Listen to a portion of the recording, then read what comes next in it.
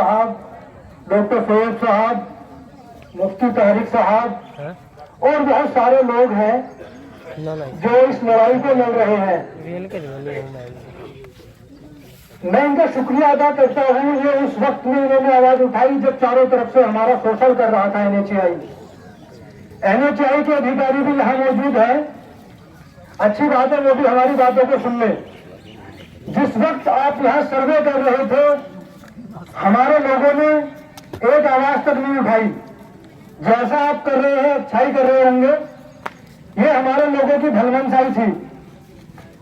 लेकिन भलमनसाई को बेवकूफी समझ लिया गया और इन्होंने सोचा कि इस गांव में तो गूंगे लोग हैं, बोलेंगे ही नहीं। ये शायद भूल गए कि जब गूंगा बोलता है तो अच्छे अच्छे बोलने वालों की बेइज्जती बंद हो जाती है। आज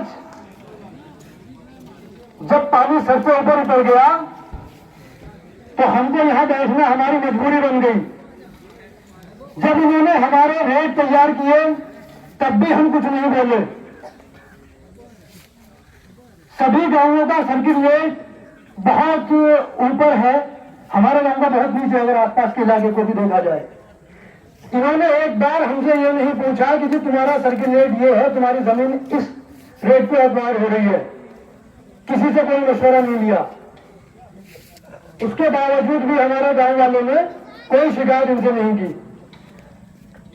अब वक्त आ जाता है, काम शुरू हो गया और एक आदेश है श्वेत भाई, तो सरकार की तरफ से कि कोई 25 फीटा रोड या 30 फीटा रोड उसको बंद नहीं कर सकती एनएचआई।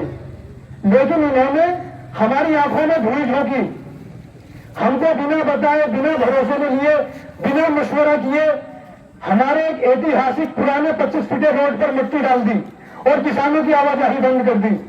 इनको क्या लगा था कि इतनी आसानी के साथ बंद कर देंगे?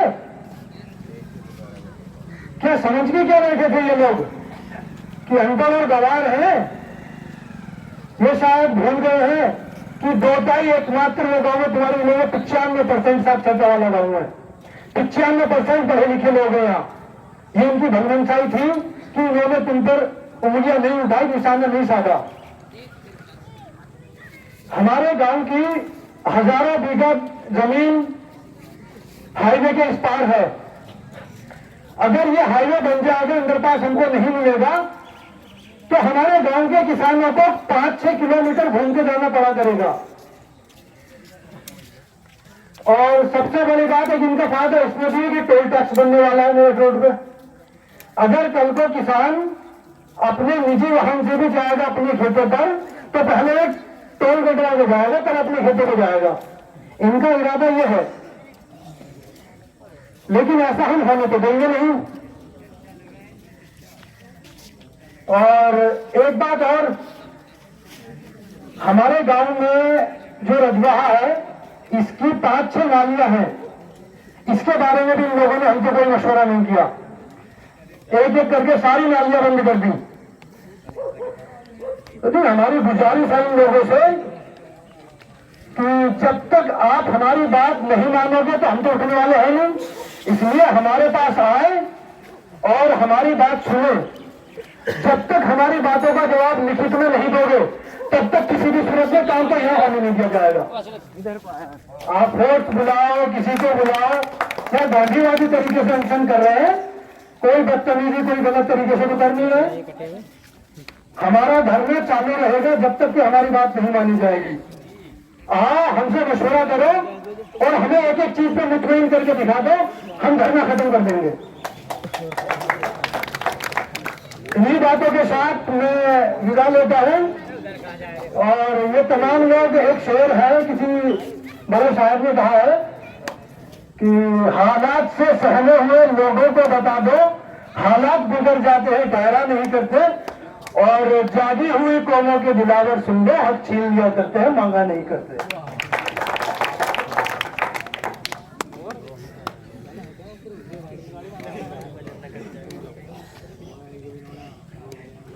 बहुत बहुत शुक्रिया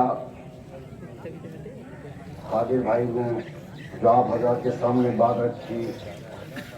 अगर NHI के अधिकारी यहाँ आ गए हों या सुन रहे हों हमारी इन बातों को, तो मैं उनको मशवरा दूंगा कि उनके लिए जरूरी ये है कि जितने झूठे सच्चे वादे आपने किए वो सब वादे अब तक वादे ही रहे, क्या कर रहे हैं? लेकिन आज वो वक्त, वो टाइम आ पहुंचा कि जब फैसला कर लिया हमने कि जो फैसला होगा वो यहीं पर होगा। अब हमसे कोई हिजरत नहीं होने वाली दोस्तों। ये तय करना पड़ेगा आज, ये हमें आज मुसम्मम करना पड़ेगा कि जब तक हमारे मुतालबे, हमारे मांगे जो जायज मांगे हैं पूरी नहीं होती हैं, मतलब अंडरपास नहीं बनता है, नालियों का सही निजाम नहीं बनता है, तब तक हम यहाँ से उठने वाले नहीं हैं। बात यह है कि मसाइल होंगे, परेशानियां होंगी, लेकिन उसके साथ ये भी होगा, अगर तुम दम न छोड़ोगे, अगर तुम दम न खोलोगे, इधर हम दम न छोड़ेंगे, उधर तुम दम न खोलोगे, इधर हम दम न छोड़ेंगे। हुकूमत अपनी अपनी है, कहीं तेरी कहीं मेरी। अगर तुम हमारी मांगों को नहीं मांगोगे तो हम मांगों को मांगते रहेंगे, और ये ऐसे नहीं होगा।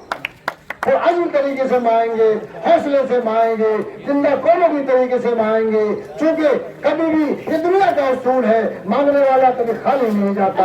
ये इंसानियत का उसूल है, ये फितरत का उसूल है। और अगर देखा जाए तो इसको फितरत पे और इंसानियत और मजहब की दूसरे अगर देखा जाए तो हर आदमी, हर चीज, हर आदमी जिसके दिल की कुछ तमन्ना होती है वो किसी न किसी से मांगता है। मुसलमान अल्लाह से मांगता है, गैर मुस्लिम भगवान से मांगता है, कीर्तन दूसरे से मांगता है। यानी मसला मांगने का होता है, और ये बात एक उसूल है, ये ज़ाब्ता है इस दुनिया का कि मांगने वाला भी बड़ा होता है।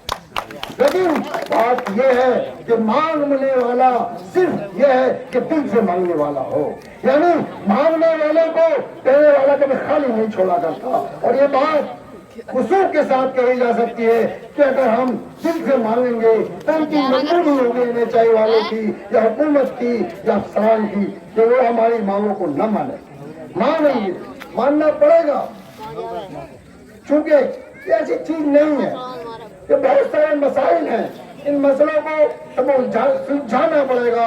और यहाँ बैठकर, और हुआ यह है कि पिछले काफी दिनों से ये झूठे वादे और झूठे जो है कि यहाँ से ड्राइंग हो रही है, यहाँ से ये हो रहा है, चूंकि ये वादे करते रहे और इन वादों में वफा न हो पाए।